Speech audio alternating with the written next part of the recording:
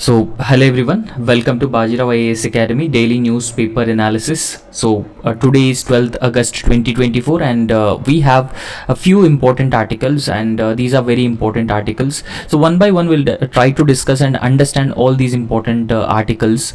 And you all knew that there was a practice question for prelims examination that I have given to you, and that question is with respect to our president Draupadi Murmu has got highest civilian award from one Pacific island nation, and you need to identify that nation.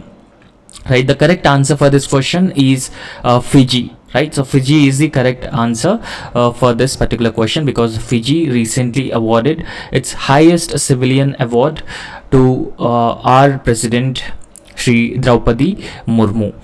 Right, so in fact the Fijian president was Ratu William Malavili Katonivere.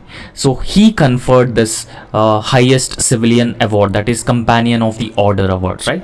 So this award is known as Companion of the Order. So this award is given to the our president our president Draupadi Murmu. Now in fact Fiji is a very important country in the global south, right?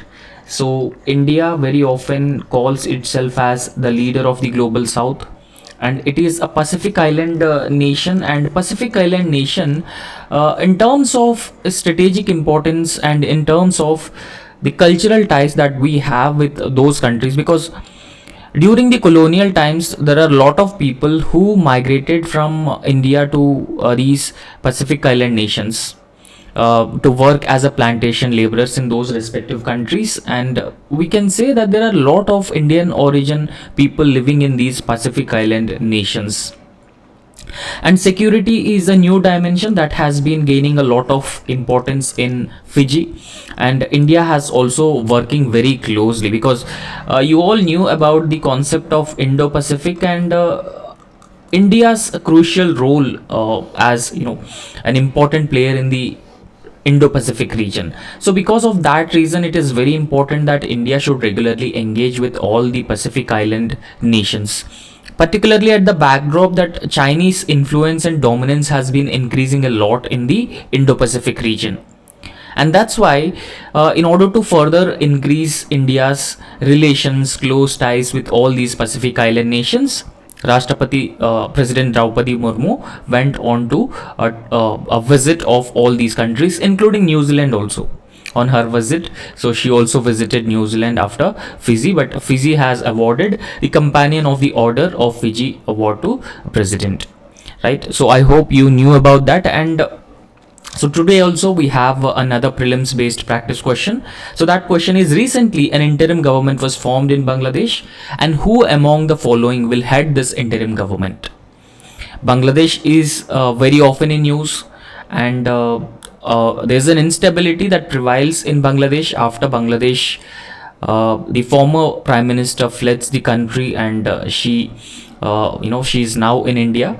So after that there was an interim government. The military chief announced that the interim government will be formed. Now what is this interim government? When we talk about the interim government, so it is a government which is temporary and without elections. A temporary government without elections until the elections are conducted, until a democratically elected leader becomes the prime minister. This interim government would actually looks after the affairs of the country, and very briefly that is interim government. And this person is also very famous, and he is also in news in last 2 to 3 days. Right. So the question is, who is going to head the interim government in Bangladesh? Sheikh Hasina, Muhammad Yunus, Waqar Ujjaman, and Khalida Jia. So try to answer this question in the comment section, and we'll also discuss that tomorrow. And the first article that we're going to start this discussion is with India-Maldives ties. So when we talk about the location of Maldives, so why every country has been giving a lot of importance to Maldives is because of its strategic location. We all knew that Maldives is located in the Indian Ocean, And Maldives is very important for India's security. Not just it is important for India's security, but it is also very very important to the security of the entire Indian Ocean. Now, when we talk about the Indian Ocean, now Indian Ocean has been facing a series of threats. For example, maritime piracy is a threat, right? So maritime piracy and securing sea lanes of communication from maritime piracy is the responsibility of countries like India, because India rightly called as net security provider in the region, right? So it is called as net security provider in the region. And in fact, so if India's presence is maintained in Maldives, and that would give us a strategic advantage, that would give us a strategic edge over securing and protecting important sea lanes of communication in the Indian Ocean region. And apart from that, when we talk about the importance of Maldives, Maldives is essentially known as a gateway in the Indian Ocean, because it is located in a region which is considered as a junction for the Arabian Sea, Bay of Bengal, and larger Indian Ocean. And Indo-Pacific has also been gaining a lot of prominence, and because of Indo-Pacific also, Maldives is very important. And the other thing is that Chinese dominance has been increasing a lot in the Indian Ocean, and it is a security concern for India. Hence, India maintaining a very close ties with Maldives is a security imperative for us in the longer term, because we are known as net security provider, as I have already told you. However, in recently, there are a series of events where what happened was there was a political party headed by Mohammad Moiju, which was a main opposition party when there were no elections in, in Maldives last year. So this particular political party has came to the power, and the president of Maldives now was Mohammad Moiju, right? So he was the president of Maldives. So however, this Mohammad Moiju is known for the anti-India stance. So he very often adopts the anti-India stance, and in fact he win the elections so with the slogan, popularizing slogan, India out. Okay, so he run the India out campaign when he was in the opposition, right? So he ran this campaign and he came to power in Maldives. And when he came to power, so he started adopting the pro-China policy, and started distancing himself from India. And that is a concern for India, because India has a lot of security imperatives. Maintaining close ties with Maldives is a very very important for India's overall security. But what happened? This change in the government in Maldives, and the changed government started adopting pro-China stance, and China has been emerging as a threat for India in the Indian Ocean. So all these things have made the relations between India and Maldives strained in last 1 year. However, so when we talk about a visit from Indian side to Maldives, only External Affairs Minister Dr. Subramaniam S. Jaishankar. So this is the highest level visit from India to Maldives after the new Maldivian government came to power. Right, so this is the brief context of this article. And recently, External Affairs Minister S. Jaishankar on Sunday concluded a crucial visit to Mali. So he went to Maldives. He discussed a number of issues with his counterpart, the External Affairs Minister of Maldives. And in fact, so from Indian side, External Affairs Minister S. Jaishankar has also assured country's top leadership of the country, the President Mohammad Moiju, that Maldives would remain an important partner for India, because Maldives is very very important for maintaining peace, stability and prosperity of the entire Indian Ocean. Because I've told you that Maldives is located in the Indian Ocean region, and Maldives is like a gateway, and peace, stability and prosperity of the Indian Ocean region would actually dependent on the Maldives. And India actually has stakes in peace, prosperity and stability of the Indian Ocean, because so if you look at the position of India, so India is actually located at a very crucial place, right? So In fact, entire Indian Ocean can be considered as the backyard of India. So that's why it is very very important, and particularly Indo Pacific as a geostrategic construct has been gaining a lot of prominence, and that is also another important area.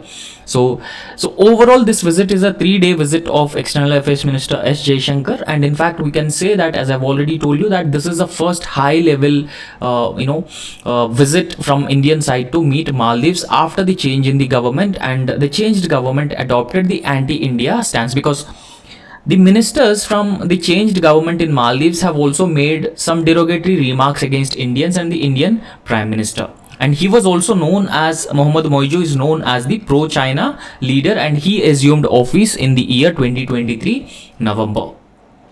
However, so when Yash Jaishankar had visited Maldives, now he's actually in the visit of Maldives, so he actually highlighted the importance of Maldives. Now, how Maldives is very very important for the entire Indian Ocean in general and India in particular, because we cannot have an enemy in our backyard very close to us, because Maldives is not very far from Lakshadweep. And what China has been doing, China has been gradually increasing its presence in the entire Indian Ocean, started increasing its dominance in the Indian Ocean, and that could be a security threat for India, without a doubt. And this pro-China government in Maldives recently had a military agreement also with China, and that would be particularly concerning for India. However, so in this foreign visit of External Affairs Minister, so he emphasized that India would closely engage with Maldives as part of its neighborhood first policy. We all know that the government, NDA government, has launched this neighborhood first policy. Now, the objective of neighborhood first policy is prioritizing neighborhood relations, or prioritizing all our neighbors, or giving them equal importance, the reciprocity, which is also part of the Gujarat doctrine. So everything will be part of the neighborhood first policy, right? So more proactive engagement with all the neighbors can be considered part of the neighborhood first policy.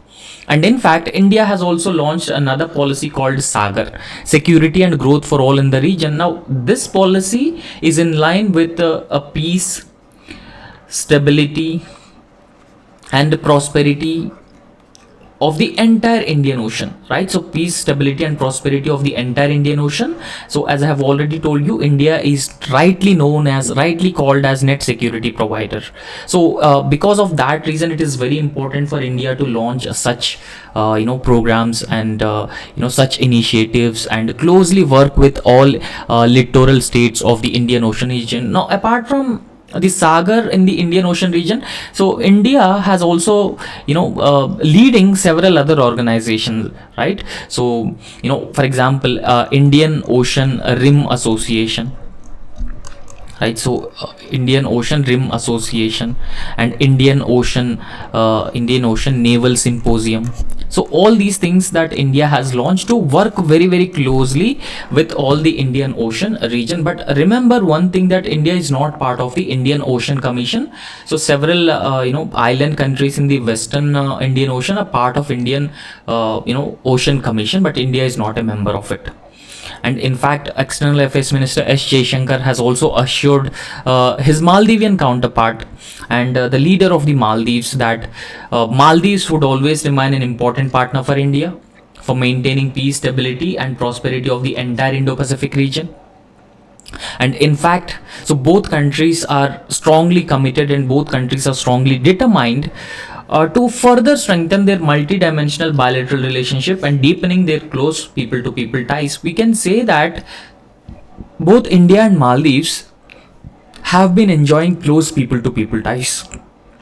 That is very very important, because so if you look at all the countries in the neighborhood of Maldives, so India is the only country with a huge military domination, with huge economic prowess, and also technological prowess. For example, in case of a medical emergency for anyone in Maldives, so they would be immediately airlifted to India. And India has also been providing a lot of scholarships for the students who are coming to India and studying in Indian universities. So essentially it focuses on the people to people ties, and India wanted to maintain the goodwill that we have already developed, right? So in the minds of the people of Maldives, we have a huge goodwill. And for Maldives, tourism is a very important area.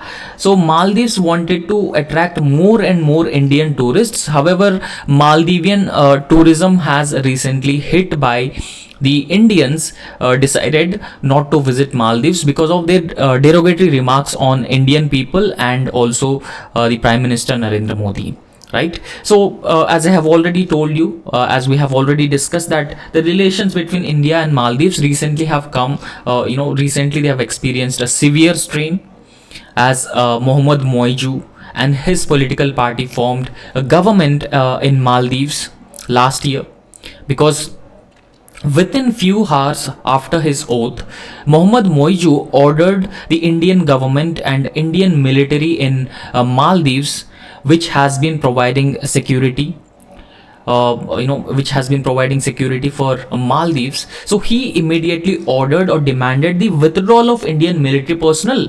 So they are manning 3 aviation platforms gifted by India to the Maldives.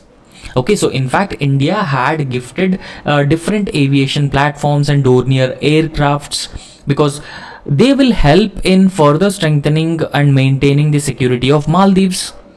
However, we get to know that Mohammad Moiju was the one who ran India Out campaign when he was an opposition leader, and when he came to power, he immediately demanded the Indian government that they should withdraw from their country.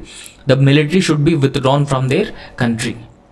However, after this demand of Mohammad Moiju, there were talks between Indian government and Maldivian government also. So these talks between both of them have led to the replacement of the military personnel belong to India with the civilians from India. Right, so that is how he asked the military personnel to withdraw from the island nation. And in fact, external affairs minister met with his counterpart, and he also discussed with him a number of areas, right? For example, when we talk about Maldives, in recent times Chinese influence has been increasing a lot in Maldives, because it is a pro-China government. Mohammad Moiju's government is a pro-China government, and in fact China want this so that China could actually increase its influence and dominance in the Indian Ocean region, and China could actually maintain surveillance over India and Indian Ocean, and that could threaten the security of India, right? So when Mohammad Moiju assumed power in office, so he became the president. So China domination or Chinese presence has increased a lot in Maldives, because recently a sophisticated Chinese research vessel, right? So China has been very frequently sending spy ships into Sri Lanka, especially to Hambantota port, because Hambantota port was taken by China on 99-year lease. And China has been very frequently sending spy ships and research vessels to dock very close to India. And when Mohammad Moiju became the president of Maldives, China sent a sophisticated Chinese research vessel, and that docked in Maldivian port. And two countries have, both Maldives and China, have also signed a bilateral military agreement, and this bilateral military agreement would be a potential threat for India and India's larger security interests in the region, because it would ultimately enhance Chinese dominance and presence in the Indian Ocean region and curtail India's presence, and that is the nature of this bilateral military agreement between these two parties, China and Maldives. So however, when we talk about India's engagement with Maldives, particularly external affairs minister's recent visit to Maldives, so they have discussed a number of aspects of close cooperation between India and Maldives. Particularly, the memorandum of understanding was signed in the areas of capacity building of additional 1000 Maldivian civil servants, because see, India is one country in the neighborhood of Maldives that India has been providing training to the Maldivian army. Maldivian armed forces are being trained by Indian army, and also the civil servants are also trained by India, right? So there was a memorandum of understanding to train 1,000 civil servants in India. 1,000 civil servants of Maldives in India, and in fact it is also decided that India is going to introduce unified payment interface in Maldives. So all these things, MOUs have been exchanged between India and Maldives. And apart from that, there will be high impact community development projects also, for example housing, sanitation and healthcare, education. So all those things comes under the high impact community development projects. Okay, so India will provide financial assistance to these high impact community development projects, right? So in the areas of mental health, special education, speech therapy and street lighting. So all these things, both India and Maldives have decided to work together, so work jointly. So however, when we talk about India financing infrastructure projects in Maldives, one very important dimension of it is that India has been financing or funding the Greater Malay Connectivity Project. Okay, so India has been funding this particular project, and this project is actually a connectivity project, and that will connect capital of Maldives, Malé, with the adjoining islands, because Maldives essentially an archipelago, so there were different islands and connectivity would be a problematic thing. But the Greater Malay Connectivity Project would connect Malé with the adjoining islands of Villingili and Gulhafalhu and Tailafushi. So these islands will be connected by this particular connectivity project, right? So both parties have sit together and they have reviewed the progress of this most important developmental project, right? So apart from that, External Affairs Minister also interacted with Indian diaspora in Maldives, because when we talk about diaspora plays a very important role in further strengthening the bilateral relations between two different countries. And diaspora also plays a very important role in cultural kind of a thing, and even soft power, and even maintaining goodwill of India in Maldives, and even business to business ties. So in all these areas, diaspora is very very important, and India actually has a large diaspora in Maldives.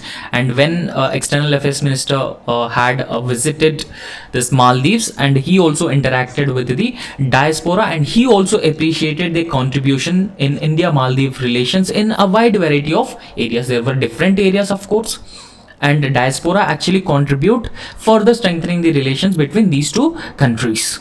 And apart from that, when we talk about the overall importance of Maldives, despite strained relations between these two countries, Maldives is one of the very very important maritime neighbor that for India, or for that matter India has in the Indian Ocean region.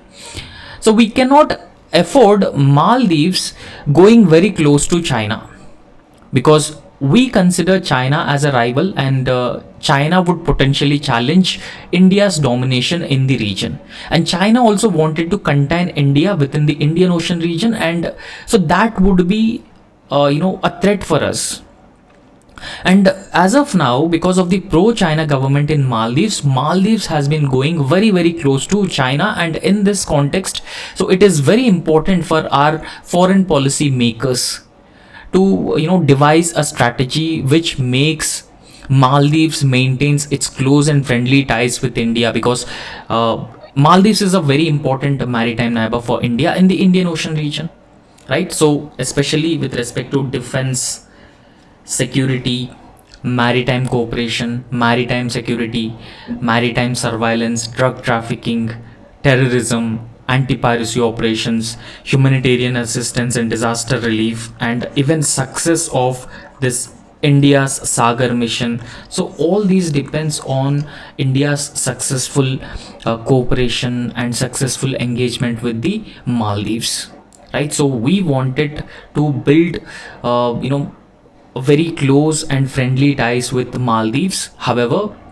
it requires a series of very swift and very clever strategic moves from Indian side, so that India has decided to engage with the Maldives rather than avoiding engagement with this country.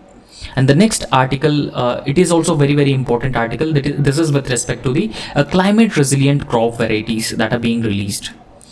Now, if I can briefly talk about the context of releasing climate resilient crop varieties, a few challenges that we need to understand in the agriculture sector, which are persistent in the agriculture, particularly Indian agriculture sector, because Indian agriculture sector is considered as a backward.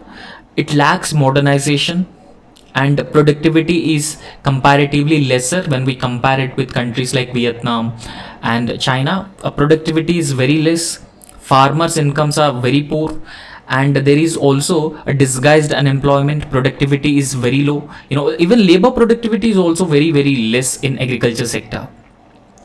And apart from that, we have the food security and obligations in India, because our population crosses around 140 crore, and in fact it is one of its highest in the world, right? So food security obligations, we need to meet the food security needs of India. And in fact, the world has also been looking towards India as a basket, or as a country which could ensure world food security, right? So which could actually ensure world food security, because the largest area which is under cultivation in India, but the problems are lower levels of production or productivity, and poor farmer income, right? So poor farmer income, now poor farmer income and debt crisis in the agriculture sector, either these things have been leading to the farmer suicides, or altogether farmers have been decided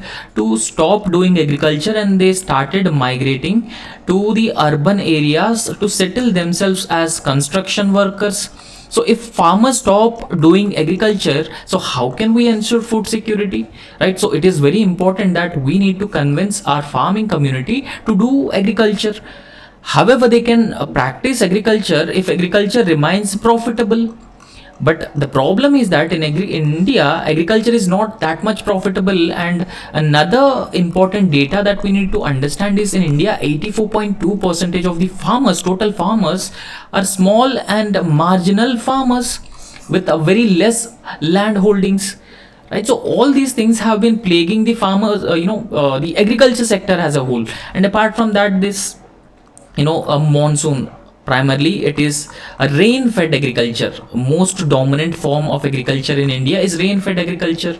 But existing climate change like events, so what climate change has been leading, so climate change has been creating several problems in the Indian agriculture. Either they may be drought, they may be flood, so all these problems that the Indian agriculture has been facing. However, the objective of introducing this climate resilient cropping varieties into the Indian agriculture, there are a number of advantages that it wanted to, number of objectives that it wanted to achieve.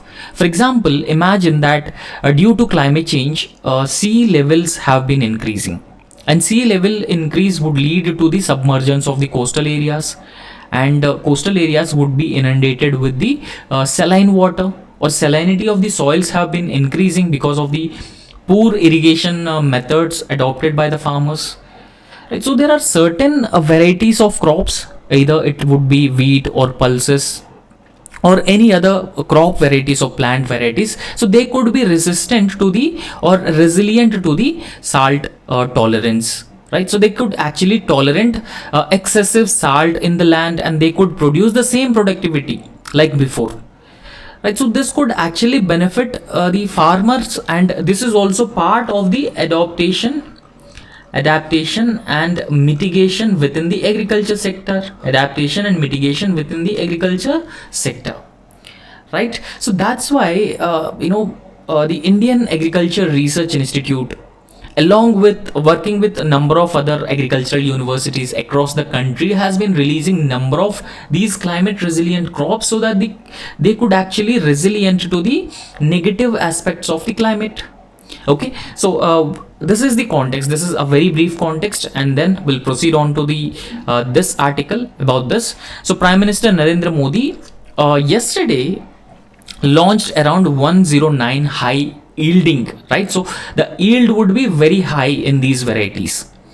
Now compare the traditional variety with the high yielding variety, and the productivity differs a lot, because the high yielding variety would give a higher productivity, and that would benefit the farmers, that would increase the incomes of the farmers, and that would also make adequate food is available for Indian consumers, and that also ensures food security in the longer term. So these are the benefits and advantages, and Sunday launched 109 high yielding, climate resilient and bio fortified seed varieties, and they are actually aimed at enhancing farm productivity and even improving the farmers incomes also, right? So they wanted to increase farmers incomes and also the farm productivity as well, right? So when we talk about this, who developed these varieties of high yielding varieties? The Indian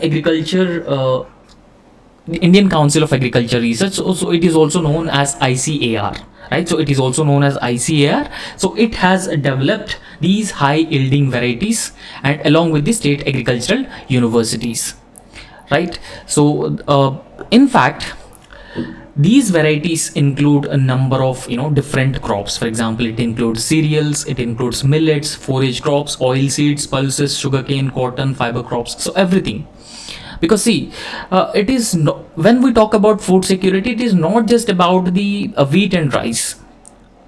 We also have plans to diversify. Crop diversification is increasingly emphasized in recent times now. Why?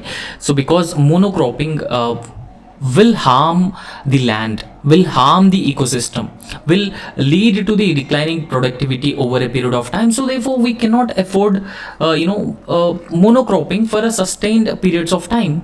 So that's why it is very important that we wanted to diversify the agriculture, we wanted to diversify the crops, and that's why different crops were released. For example, cereals, millets, forage crops, oil seeds, pulses, sugarcane, cotton, and fiber crops, right? So all these crops are being released.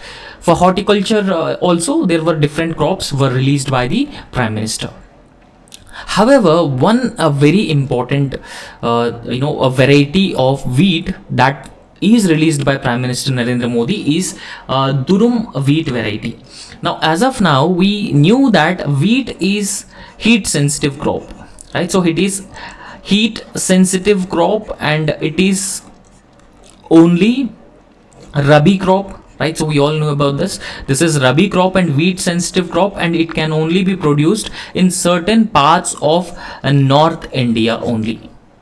However, this darum wheat variety has a certain advantages, because it can be cultivated in areas like Maharashtra, Karnataka, and even plains of Tamil Nadu. Because understand, these are not the conventional or traditional areas of wheat cultivation, but this darum wheat variety can be cultivated in these southern Indian states also, and it can be adapted to the irrigated conditions which were prevalent in these areas.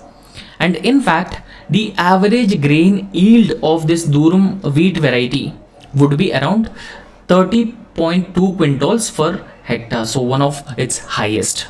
Okay, so this particular variety is tolerant to the terminal heat, so even it can tolerate the higher levels of heat, because remember, wheat is a heat sensitive crop, and it could also be resistant to stem, leaf rusts, and biofortification with the higher levels of zinc, iron, and also it contains 12% of the protein as well.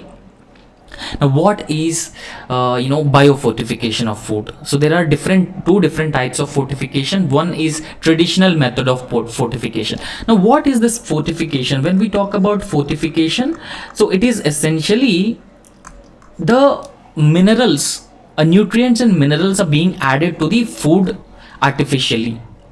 So during processing, food processing, minerals and nutrients would be added to the food, so that that particular food will not be deficient with essential nutrients, and the problems of malnutrition, anemia, child wasting, child stunting can also be managed adequately. That is the traditional fortification, where for food, during food processing, nutrients and minerals would be added to increase the nutritious component of the food. So however, when we talk about the biofortification, it can be done right from the crop itself, right from the plant itself, through genetic modification, changing making changes in seeds and genes also, that is gene modification. So plants itself produce the higher nutrient value food, so that is biofortification. So this is the difference between traditional fortification and biofortification of food, right? So these are two different varieties of fortification. Now what are these high yielding variety seeds? We need to understand them very briefly, right? So because Prime Minister Narendra Modi introduced these 106 high yielding variety seeds. So these high yielding variety seeds are they actually give a higher yield than the traditional crops, and these varieties of crops are also resistant to insects, they are also resistant to diseases, and even they have the high yielding capacity, and it over a period of time. So as I have already told you about the farmers income and increasing productivity and also food security. So all these things can be fulfilled by the high yielding variety seeds, and these high yielding variety seeds can be introduced by doing a research. A lot of research has to be done in this field, and then these high yielding variety seeds can be produced, right? So these seeds are of better quality and are also a better option for the surplus and healthy production of crops.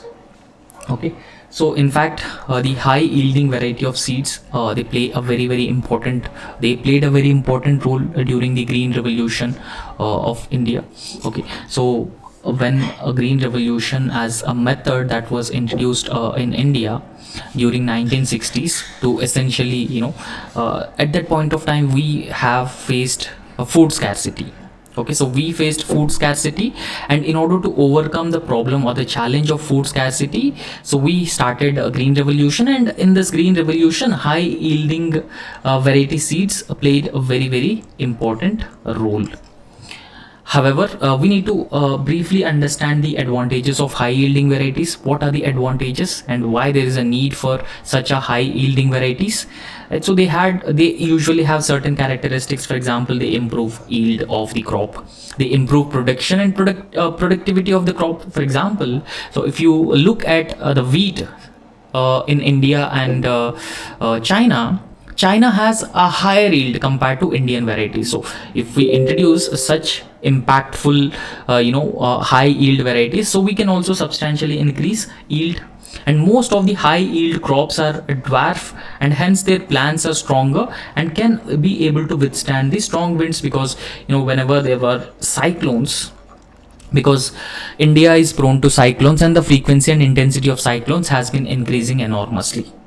Now whenever such cyclones takes place, or they actually impact the crops, the standing crop, right? So that's why dwarf varieties can be able to withstand the extreme weather conditions, and high yield crops have a better response to fertilizer, and the production rate increases substantially also, and they used to have early maturation. We can say that they are short term crops. When they are short term crops, so we could exploit more potential of the agriculture fields. So next article that we're going to discuss is use of nitrogen by rice varieties. Okay, so there are different rice varieties in India, and these different rice varieties uses nitrogen. Okay, so we'll understand about this. So biotechnologies from the university called Guru Gobind Singh Indraprasth University, so that is GGU in New Delhi. So the biotechnologists have discovered that a wide variation among the popular varieties of rice. Okay, so paddy, so there are different varieties of rice, and there is a lot of difference between these varieties of rice in India in terms of their ability to use or consume nitrogen, because nitrogen is one of the very important and essential mineral that is being used by the rice, not just rice plant, but every plant uses nitrogen because it is very essential and very important. So in order to meet the nitrogen deficiency, farmers have been using excessive amounts of nitrogen in Indian agriculture, because the ratio of NPK in India is a very high, and it is an imbalanced use of fertilizer, right? So we'll get to know about this, we'll discuss. So this knowledge of different rice varieties uses different quantities or different amounts of nitrogen can actually help to develop new varieties that uses less nitrogen but they are higher yielding. So imagine that there is a rice variety A, and that uses a less amount of nitrogen. Okay, so it uses less amount of nitrogen, and it could give a higher yield. Now whenever we introduce such a crop, such a paddy variety on a large scale, since it uses lesser nitrogen but it gives a higher productivity, so it could substantially reduces the input costs on the part of the farmers, right? So input costs are very high, and in fact farmers have been using a lot of nitrogen as a fertilizer, in fact as a chemical fertilizer, and use of chemical fertilizer would also be not good, not suggested in the long term, right? So scientists are hopeful that if we are able to find out the rice varieties which could actually use less nitrogen and give more yields, so that would help in reducing the input costs, and also because expenditure on imported fertilizers, because we have to import a lot of fertilizers to sustain India's huge agriculture demand, right? So that could reduce expenditure on import of fertilizer, and it could also reduces the nitrogen linked pollution, because nitrogen is also one of these major cause of pollution in India. However, so when we talk about cereals, so rice of course is one of the cereal. So they consume 2/3 of all urea in India. So wheat is a cereal and rice is a cereal. So they actually consume 2/3 of total urea, and urea is a form of nitrogen. Remember this, urea is a form of nitrogen, and urea constitute or consume 2/3 of total. 2/3 would be consumed by the rice and wheat alone and other cereals. And when we talk about cereals, it is led by rice. And in India, a poor fertilizer nitrogen use efficiency. Okay, so fertilizer nitrogen use efficiency, so that results in wastage of nitrogen fertilizers worth of $1 trillion in India in every year. Okay, so sorry, 1 trillion rupees, that is 1 lakh crore rupees every year is spent on or wasted because of the nitrogen fertilizer. So even though there is no significant benefit of using nitrogen in a particular field, in a particular rice variety, so nitrogen is being used, and that leads to the wastage of nitrogen fertilizer, and in fact it also leads to the nitrogen linked soil pollution, and nitrogen linked water pollution. So all these problems that we have been facing because of the excess use of nitrogen. Okay, so globally this amount is 170 billion per year. Okay, now what is this nitrogen use efficiency, and why it is very important, why we need to take into account this nitrogen use efficiency? So this actually refers to the yield of a crop relative to nitrogen and artificial so the use of it refers to the crop, the use of nitrogen relative to the nitrogen available to it. So that is nitrogen use efficiency.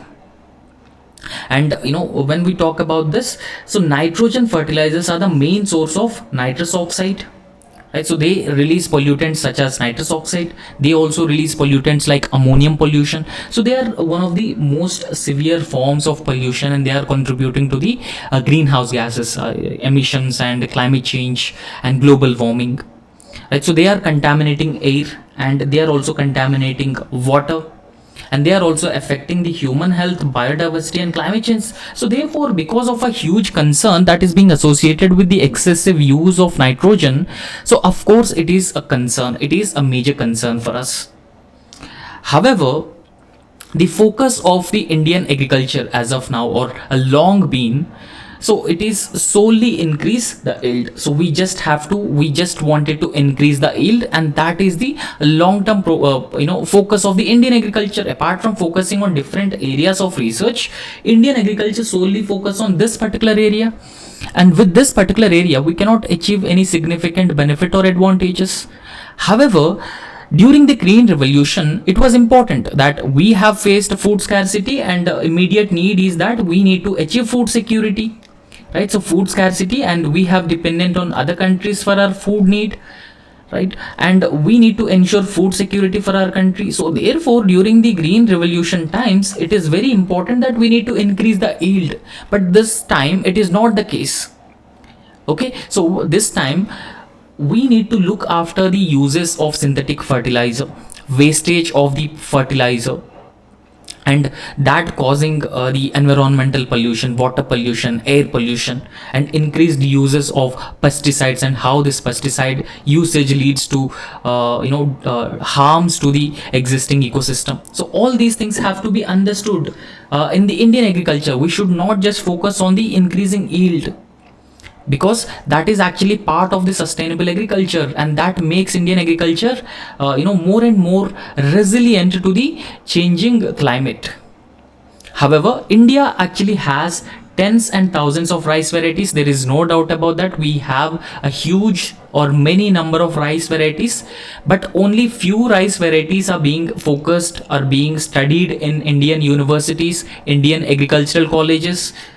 Very few rice varieties or paddy varieties are part of Indian agriculture research, right? So to find newer crops that have improved the nitrogen use efficiency, we need to talk about the nitrogen use efficiency. So that means a plant variety, either wheat or rice variety, so that uses lesser nitrogen but it gives higher yield, and that should be the focus area, and we have to have a wider approach with respect to this, with respect to research. We should not just focus on increasing the yield of the crop.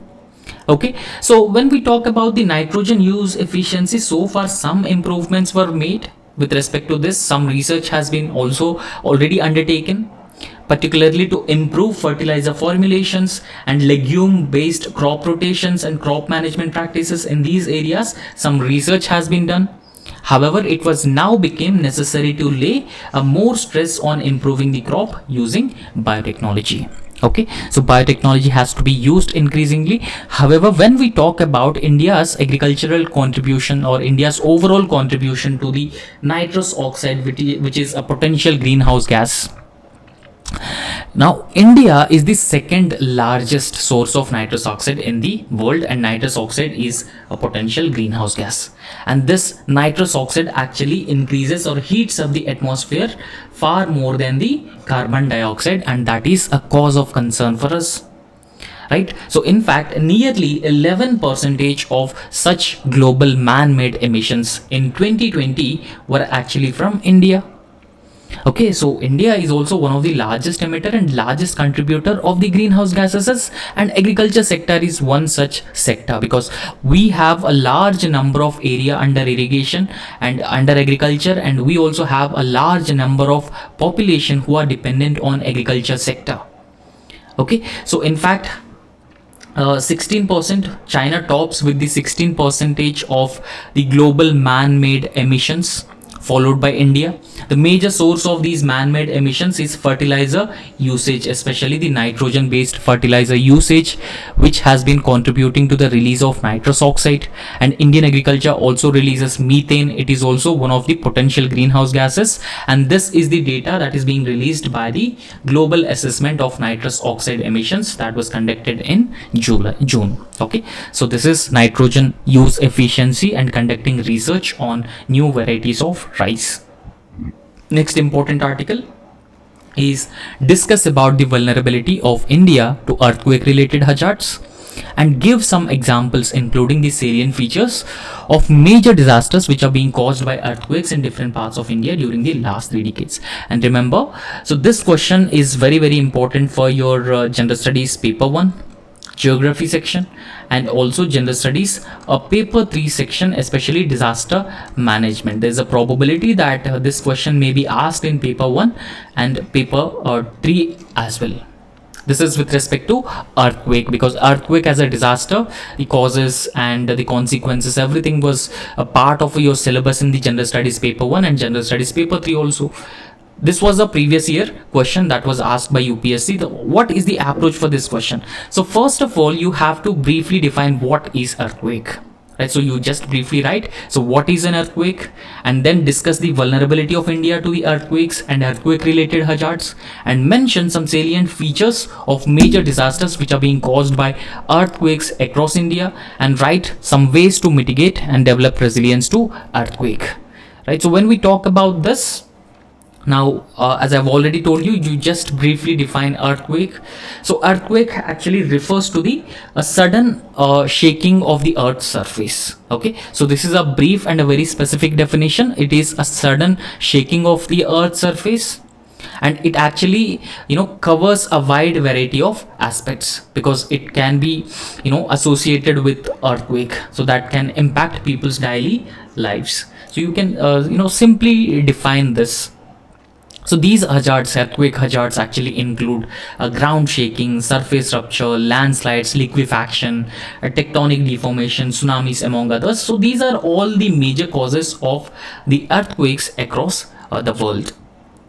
Now, when we talk about the vulnerability of India to earthquakes, so it is said that, so of the earthquakes prone areas, 12% are across India. So 12% are prone to a very severe, and 18% are prone to severe earthquakes, and 25% prone to the damageable earthquakes. So this is how it actually categorized the different areas across India, how they are vulnerable to the earthquakes, different parts of. So you can also go through the earthquake zonation map across India. So this earthquake zonation map is released by the Geological Survey of India, right? So it has published this India's seismic zones in the year 1935.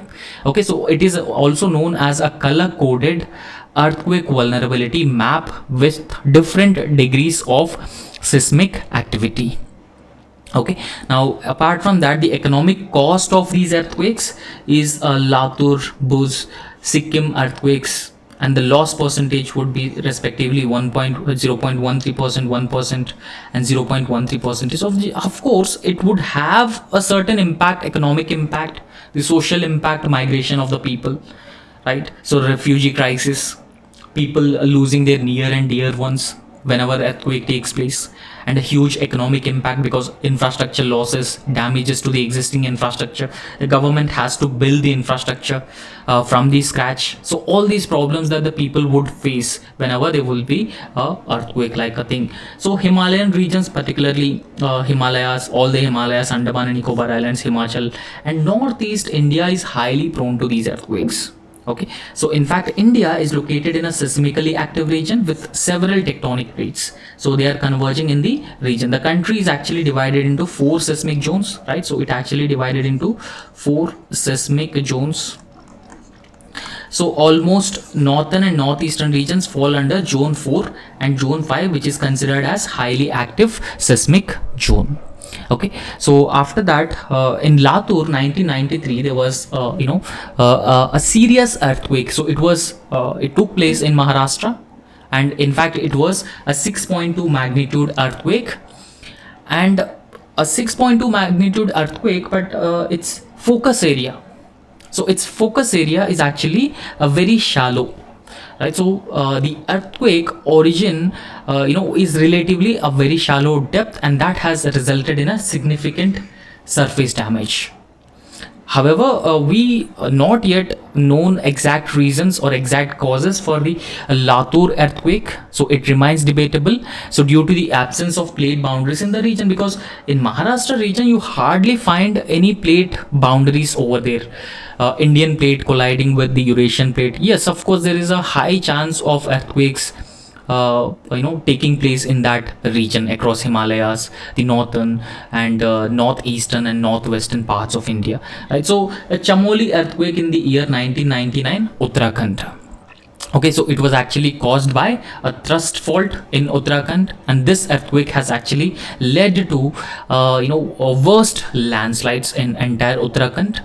And these landslides, so whenever there's a water has been flowing through a definite course, so landslides generally, what happens is, with the landslides the rivers would actually change their course, the surface water flow changed, and surface rupture takes place, and that led to the disconnected valleys, and lot of people have lost their lives, and also it leads to the damage to the existing infrastructure.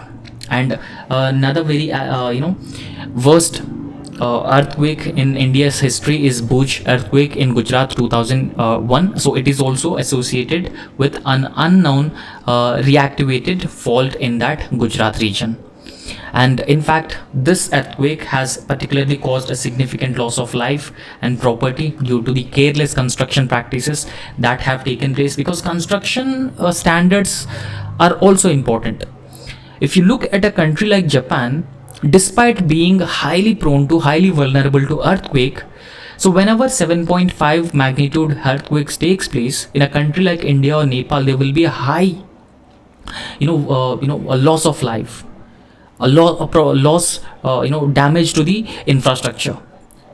But whenever a 7.5 magnitude earthquake takes place in Japan, the loss of life would be very less, almost negligible amount. There will be less damage to the infrastructure, and all thanks to the infrastructure that they have built, that they have maintained, and the resilience that they have achieved, and which is absent in countries like India because of poor construction standards and poor regulation.